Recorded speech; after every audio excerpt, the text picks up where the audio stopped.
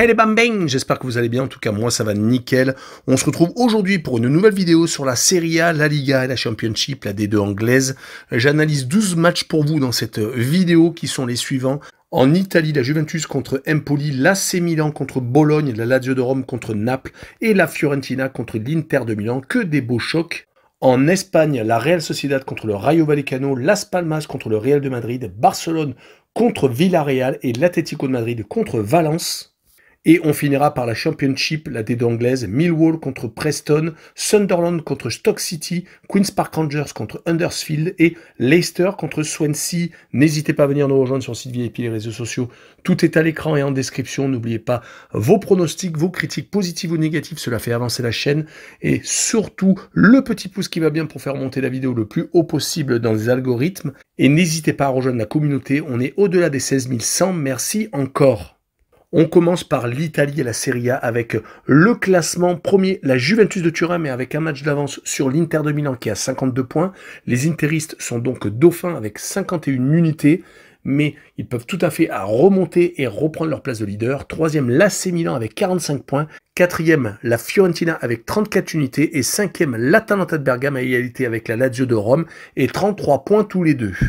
En fin de classement, 3 équipes sont relégables pour l'instant. 18e, le Hellas Vérone avec 17. 19e, Empoli avec 16. Et dernier, la Salernitana avec 12 unités et donc légèrement décroché à 6 points du non relégable. On commence par la Juventus de Turin contre Empoli, le premier contre le 19e, le choc des extrêmes.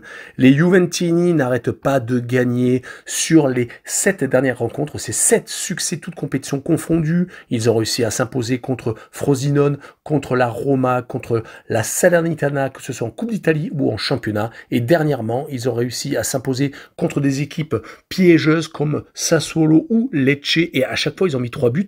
D'ailleurs, sur les 3 dernières rencontres, toutes compétitions confondues, ils ont marqué à 10 reprises sans prendre une seule réalisation, donc ils sont en ultra forme. Du côté d'Empoli, ils viennent de stopper l'hémorragie avec cette victoire à la maison très importante contre Monza, car ils glissaient très dangereusement vers la série B avec cette avant-dernière place.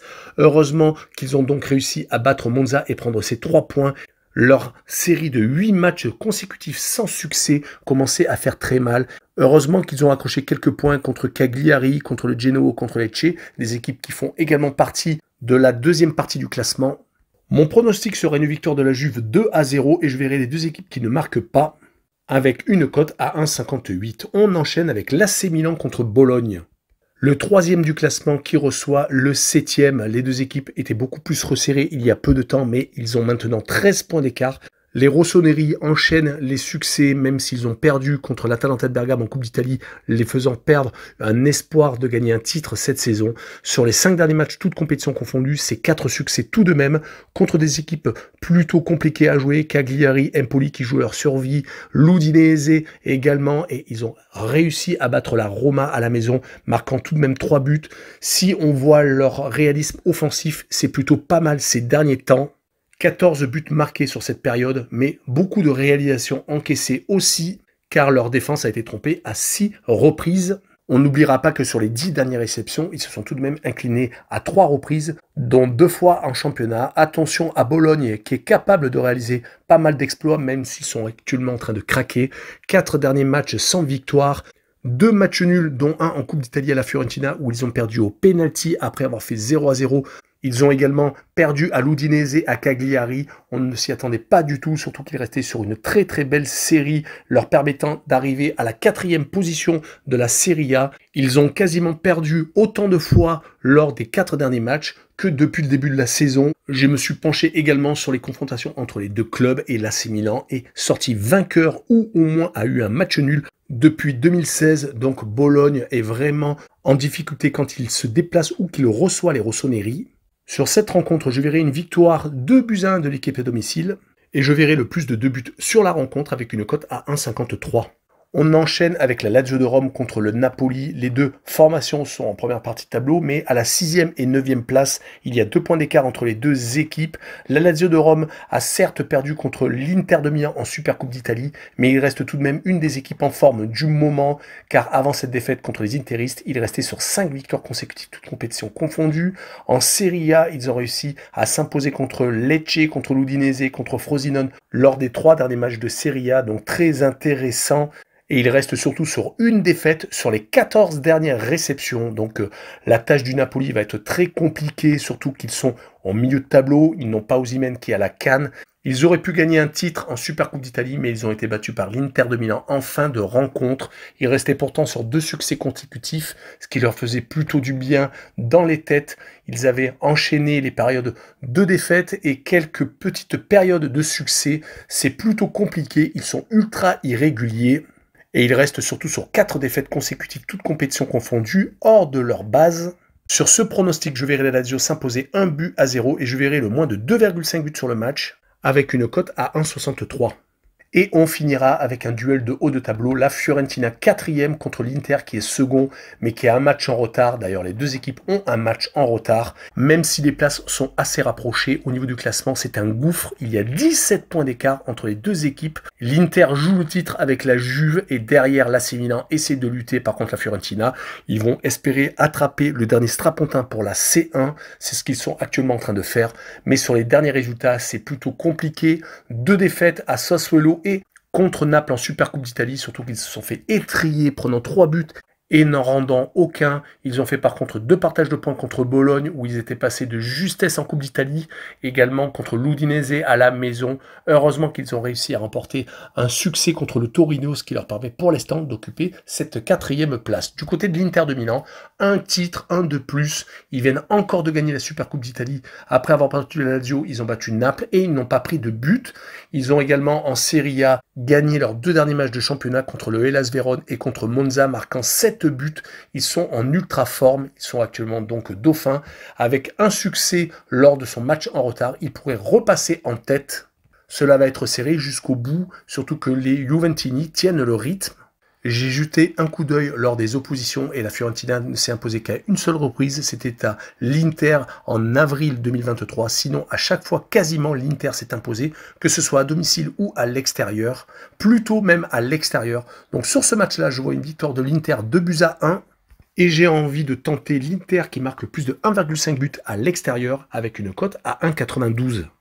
On enchaîne avec la Liga et on jette un coup d'œil au classement où pour l'instant Gijón est actuellement en tête avec 52 points mais avec un match en plus que le Real de Madrid qui a 51 points. Cela va peut-être se jouer entre les deux équipes pour le titre en fin de saison.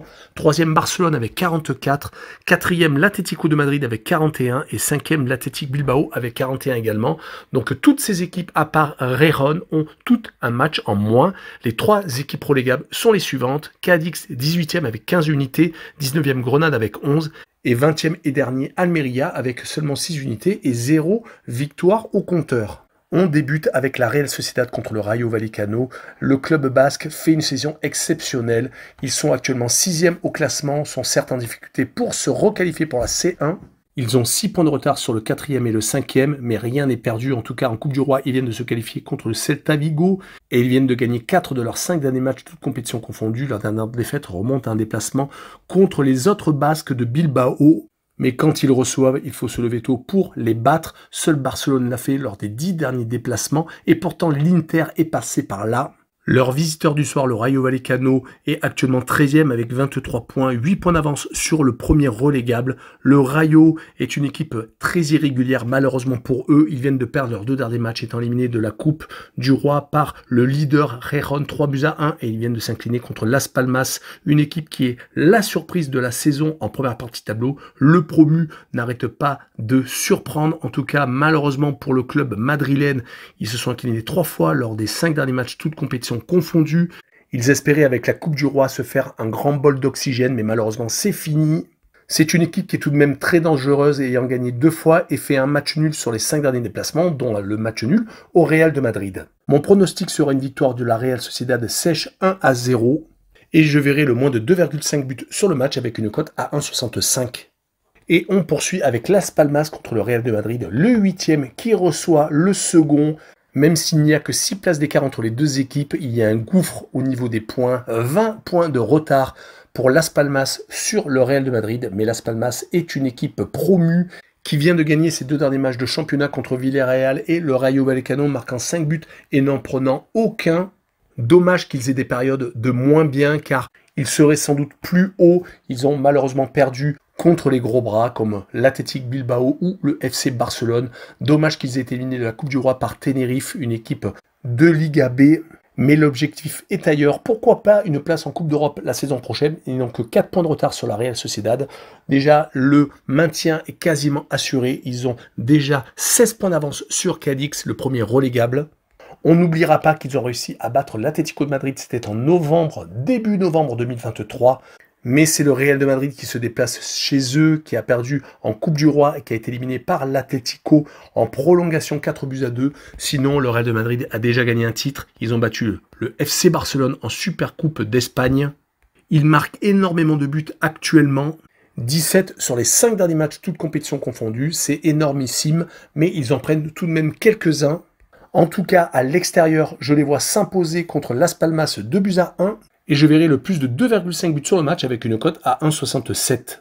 Et on poursuit avec Barcelone contre Villarreal, un classique d'habitude, mais Villarreal n'est plus au même niveau que d'antan, ils n'ont plus Unai Emery à leur tête.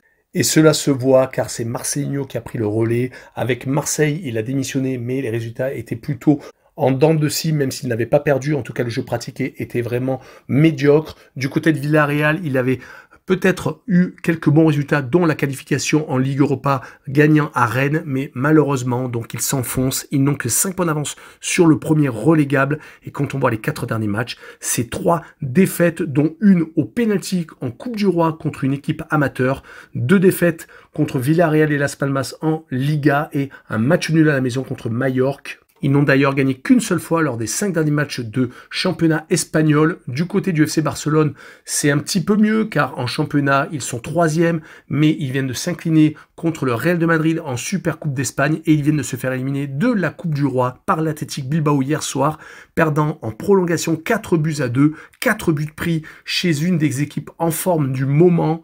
Mais tout n'est pas à jeter car en Liga, ils ont tendance à marquer encore quelques buts comme ils l'ont fait contre le Betis de Séville, contre Almeria et contre Las Palmas, car ils restent sur 3 victoires consécutives.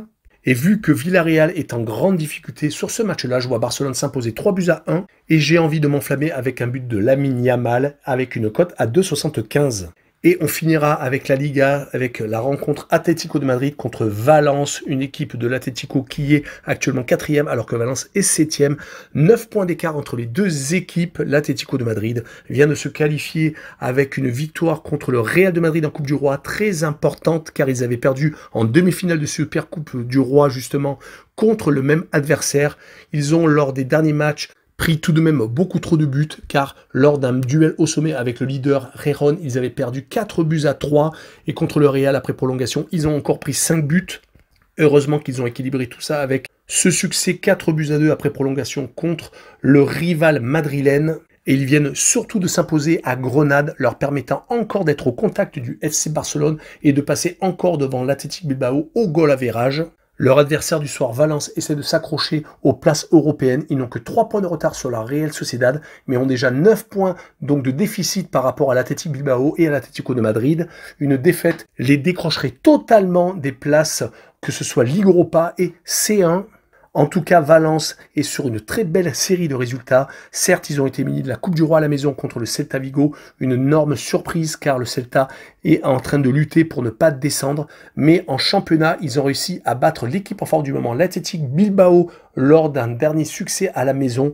Et ils viennent d'enchaîner en Liga une très belle série de 4 victoires et d'un match nul sur les 5 dernières rencontres, accrochant par exemple le FC Barcelone et battant le Rayo Vallecano, Villarreal, Cadix et donc les Basques.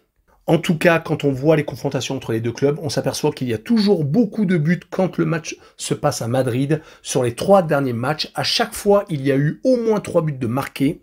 Sur cette rencontre, je verrai l'Atlético s'imposer 2-1 et marquer le plus de 1,5 buts sur le match avec une cote à 1,61. Et on finira avec le Championship, la deuxième division anglaise, avec un point sur le classement où Leicester est toujours en tête avec 66 points, 7 points d'avance sur le second qui est Ipswich Town. Le classement ne bouge pas trop, le troisième est Southampton avec 58. Cela risque peut-être de changer bientôt car Southampton met une énorme pression sur le dauphin de Leicester. Quatrième Leeds avec 57. C'est encore plus serré entre le deuxième et le quatrième qu'avant. Le cinquième est West Bromwich avec un léger décrochage. 45 points, déjà 12 points de retard sur le quatrième. Sixième Coventry avec 43 unités. En fin de classement, il y a 3 équipes relégables. Queen's Park Rangers avec 24, 23e Sheffield Wednesday avec 22 et 24e Rotherham United avec 19 unités. Et on attaque avec Millwall contre Preston. Il y a beaucoup d'écart entre les deux formations. Preston espère encore accrocher les playoffs. Ils sont actuellement 12e avec 38 points, alors que Millwall est 18e avec 32. Il y a 6 points d'écart entre les deux équipes. Millwall a tout de même un beau matelas d'avance sur le premier relégable. Il y a 8 points d'écart, mais c'est toujours serré. Une belle série peut permettre à chaque équipe de remonter au classement et de pourquoi pas être au playoff, comme je l'ai dit un peu plus tôt. Mais quand on voit la série de résultats de Millwall depuis 3 rencontres, une élimination en FA Cup contre Leicester City, donc le premier du classement, et 2 en championnat contre Middlesbrough et Queen's Park Rangers, on peut se poser des questions. Seront-ils capables de ne pas être décrochés et de lutter pour la descente? Du côté de Preston, ce n'est pas beaucoup mieux. Une seule victoire sur les 4 derniers matchs, toutes compétitions confondues. Ils se sont inclinés à 2 reprises en championnat contre Sunderland et contre Leeds, à chaque fois à l'extérieur.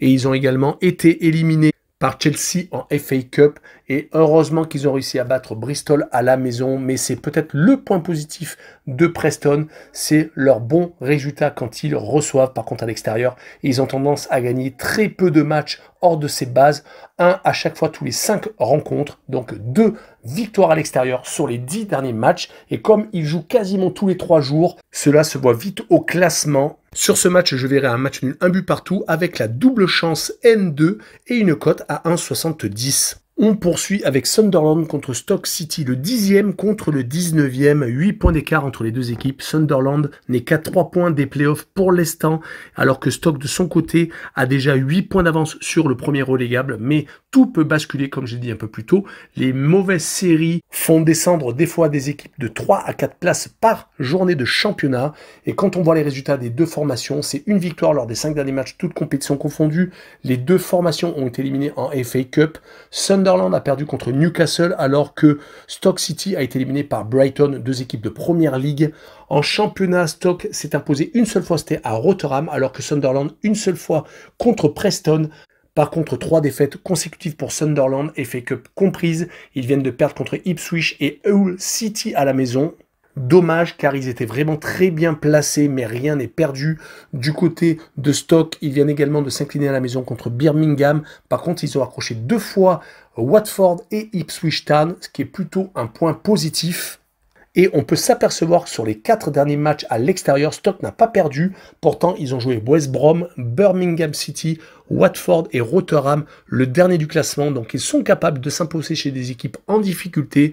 Du côté Sunderland, par contre, c'est quand même 2 défaites et 2 victoires lors des 4 dernières réceptions en championnat. Ils alternent le bon comme le moins bon. La victoire contre Leeds est une très belle chose. Je verrai un match très serré entre les deux formations avec le match nul, un but partout, et les 2 équipes qui marquent avec une cote à 1,83.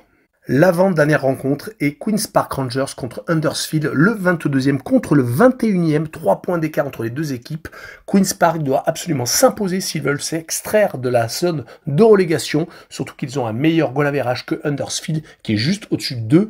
Queen's Park vient de gagner contre Millwall, faisant donc un petit bond en avant pour se sauver, mais c'est encore très long, surtout qu'ils venaient de perdre 3 fois consécutivement.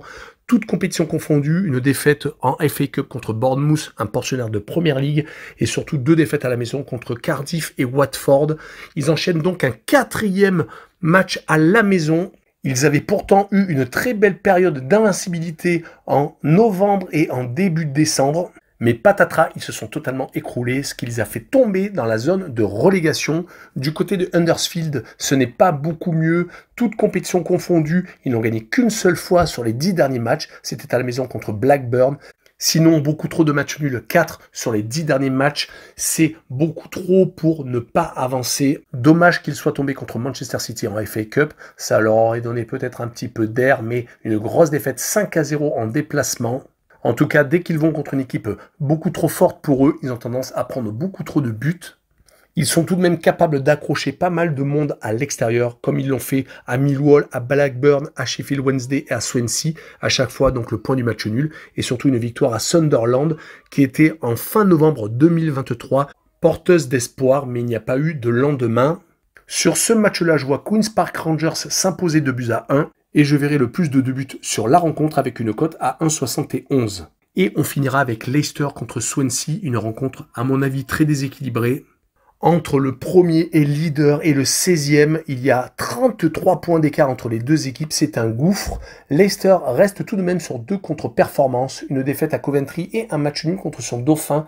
Ils auraient pu les mettre à 10 points, mais il y a toujours donc 7 points d'écart. En tout cas, les Foxes mettent tout en œuvre pour remonter directement après avoir été relégués à la surprise générale la saison dernière. Ils sont quasiment invaincus à la maison. Le championnat est tellement long que 2 défaites à la maison, ce n'est quasiment rien, surtout que tout le reste, à part ce match nul contre Ipswich, c'est que des succès.